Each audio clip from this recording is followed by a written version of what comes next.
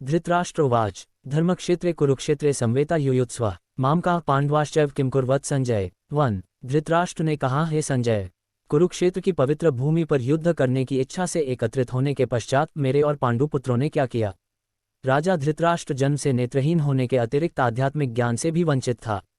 अपने पुत्रों के प्रति अथाह मोह के कारण वह सत्यपथ से च्युत हो गया था और पांडवों के न्यायोचित राज्याधिकार को हड़पना चाहता था। अपने भतीजों पांडव पुत्रों के प्रति उसने जो अन्याय किया था उसका उसे भलीभांति बोध था। इसी अपराध बोध के कारण वह युद्ध के परिणाम के संबंध में चिंतित था। इसलिए धृतराष्ट्र संजय से कुरुक्षेत्र की युद्धभूमि जहां युद्ध होने वाला था की घटनाओं के संबंध में जानकारी ले रहा था। इस श्लोक में धृतराष्ट्र ने संजय से यह प्रश्न पूछा कि उसके और पांडव पुत्रों ने युद्धभूमि में एकत्रित होने के पश्चात क्या किया। अब यह एकदम स्पष्ट था कि वे युद्धभूमि में केवल युद्ध करने के उद्देश्य के लिए एकत्रित हुए थे, इसलिए ये स्वाभाविक ही था कि वे युद्ध करेंगे। धृतराष्ट्र को ऐसा प्रश्न करने की आवश्यकता क्यों पड़ी कि उन्होंने युद्धभूमि में क्या किया। धृतराष्ट्र द्वारा धर्मक्षेत्रे धर्मभूमि शब्द का प्रयोग करने से उसकी आशंका का पता चलता है।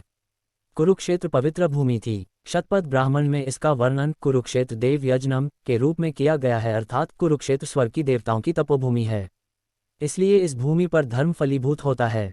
धृतराष्ट्र आशंकित था कि कुरुक्षेत्र की पावन धर्म भूमि के प्रभाव के परिणामस्वरूप उसके पुत्रों में कहीं उचित और अनुचित में भेद करने का ऐसा विवेक जागृत न हो जाए कि वे ये सोचने लगे कि अपने स्वजन पांडवों का संहार करना अनुचित और धर्म विरुद्ध होगा और कहीं ऐसा विचार कर वे शांति के लिए समझौता करने को तैयार न हो जाएं।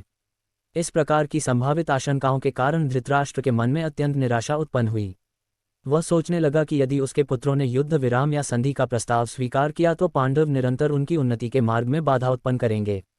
साथ ही साथ वह युद्ध के परिणामों के प्रति भी संदिग्ध था और अपने पुत्रों के उज्ज्वल भविष्य के प्रति सुनिश्चित होना चाहता था। इसलिए उसने संजय से कुरुक्षेत्र के युद्धस्थल में हो रही गतिविधियों के संबंध में पूछा, जहां दोनों पक्षों की सेनाएं एकत्रित हुई थीं।